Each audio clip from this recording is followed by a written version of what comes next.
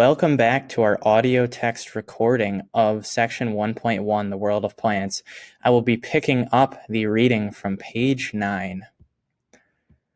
Conservation Biology: The Challenge of Forest Conservation. Before the arrival of large numbers of Europeans in the 1700s, North America was extensively forested. By the late 1800s, more than half of those forests were gone, and people were beginning to realize that agricultural and forest resources were not unlimited. President Theodore Roosevelt and reformer Gifford Pinchot were among the earliest advocates of conservation, the movement to preserve natural resources through wise use. Pinchot saw a nation obsessed by a fury of development, exploiting the riches of the richest of continents, aided by the sale of government-owned forest reserves to the highest bidders. Appointed chief of the U.S. Division of Forestry in 1898, Pinchot worked to preserve the nation's forests. After assuming the presidency in 1901, Roosevelt warned that without conservation, the nation's forests would be gone in 60 years. In 1905, Congress transferred forest reserves to the new U.S. Forest Service, with Pinchot as its first chief. Later renamed national forests, these resource areas were to be managed for the greatest good for the largest number of people in perpetuity. Initially, the idea of national forests was very unpopular, particularly in the West. Even today, despite having national forests, we are far from achieving a sustainable use of our forest resources. The very notion of conservation must be reestablished in the minds and actions of each new generation of Americans. Since the time of Roosevelt and Pinchot, the world has become a different place. In many cases, it is hard to balance today's needs with the possibility of future shortages. Three factors have increased pressures to use natural resources: high standards of living in developed countries, accelerating population growth, and struggles of developing nations to attain acceptable standards of living. The efforts to meet the challenges of conservation biology will be a focus throughout this book. Golden rice. Like other important crops, rice does not contain adequate amounts of some necessary nutrients and is particularly deficient in vitamin A. Each year, in regions where rice is the chief component of the diet, vitamin A deficiency results in blindness in nearly 500,000 children and the deaths of 1 million to 2 million pregnant women and people with a weakened immune system. Plant geneticists in Switzerland have begun to address this problem by adding 2 genes from the daffodil and 1 bacterial gene to rice.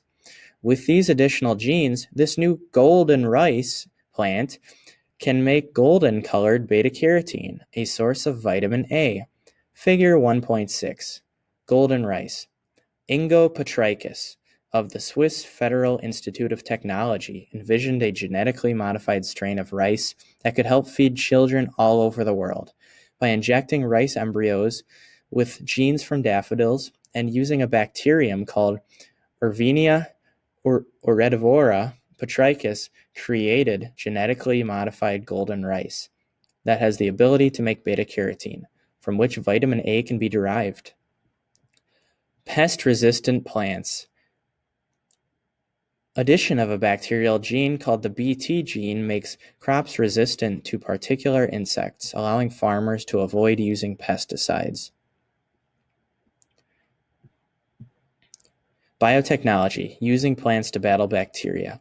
Imagine this nightmare. Bacteria have evolved to become totally resistant to antibiotics that once readily eliminated them.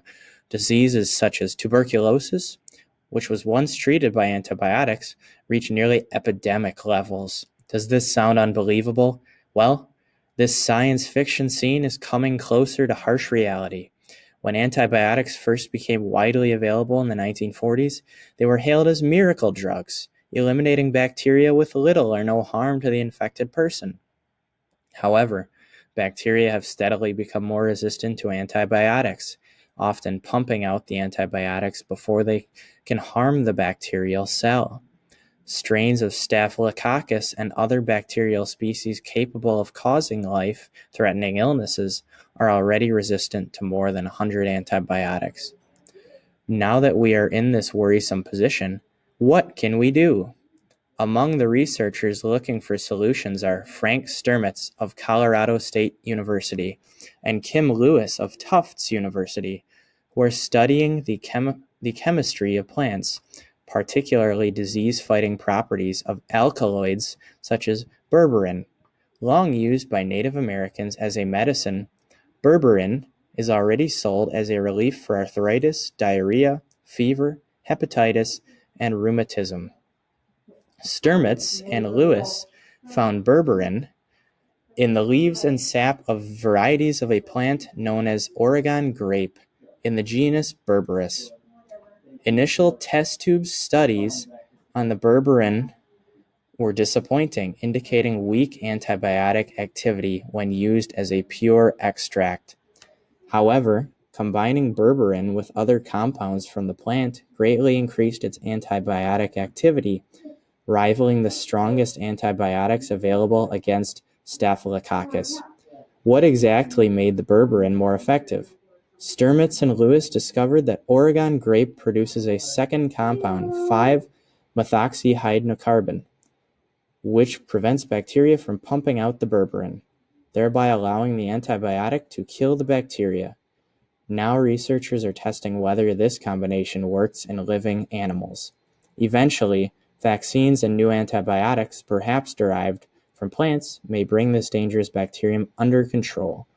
Oregon grape plant. Berberin is extracted from this plant. Edible vaccines. Humans and other mammals kill invading disease or organisms by producing molecules called antibodies that mobilize the immune system. When a gene from a disease-causing organism is added to a plant, humans who eat the plant may produce antibodies against that disease. For example, a particular strain of the bacterium Escherichia coli causes a diarrhea that kills 2 million children a year. Potatoes containing a gene from this bacterium caused an immune response that made people resistant to the disease. The gene could be added to bananas or other crops commonly available in many developing nations. Toxin-resistant plants. More than 40% of cultivated land contains excess toxic ions, which reduce and even prevent crop production. Adding certain bacterial genes makes plants resistant to toxic ions such as mercury compounds, aluminum salts, and sodium chloride. In some cases, plants that accumulate specific toxic ions can be grown and then removed, thereby purifying contaminated soils. Herbicide-resistant plants.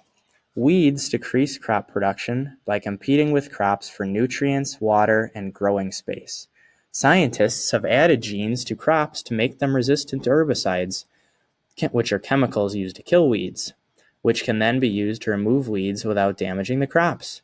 Many of these herbicides have no known effect on animals or humans and can therefore be safely used on crops.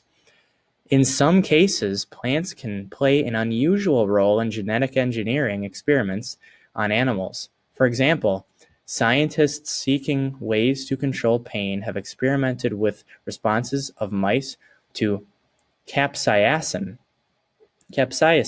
the alkaloid that makes peppers hot to the taste. The genes of these mice have been modified so that the mice no longer avoid hot peppers but eat them freely. Figure 1.7.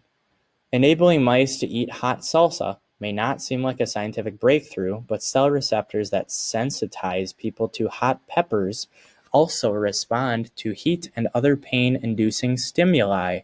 Further study of these mice and their altered responses to capsaicin may yield clues on how to control certain types of pain.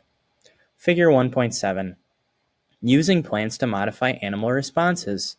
This mouse has been genetically modified to lack the receptor for capsaicin, the ingredient that makes chili peppers hot. The mouse eats spicy habanero peppers and also shows a reduced sensitivity to acidity and heat. The study of this animal's high tolerance for chilies may yield information that will help humans control pain. Although the science of genetic engineering has advanced rapidly, the social implications are still unclear. GM crops must be tested and regulated to ensure that they are safe for human consumption and do not endanger animals or the environment. For example, some people may be allergic to gene products introduced into crops from other organisms. Herbicide-resistant genes could potentially escape into other plants, producing so-called superweeds. Pollen from insect-resistant crops could be eaten by and kill harmless or useful insect populations. In the debate over the use of GM plants, it is important to understand how they are produced and what they can accomplish. Legitimate concerns need to be separated from fears that GM plants are the botanical equivalent of Frankenstein monsters. Plant breeders have been producing genetically modified crops for centuries using traditional methods. Genetic engineering techniques speed that process and also make it possible to introduce genes from a wide variety of organisms not related to plants. Chapter 14 discusses plant biotechnology in general and genetic engineering in particular. In addition, biotechnology will be a recurring theme in the narrative and box features throughout the book. Section Review. What are 3 ways in which photosynthesis supports life on Earth? Think about it. How do plants meet everyday human needs? What are major challenges facing conservation biology? And lastly, what are some potential benefits of GM crops? And what are some potential problems? All right, everyone, that concludes our audio review of the book. Feel free to answer these section 1.1 questions if you'd like to test your knowledge, and then complete that worksheet. Have a wonderful day, everyone.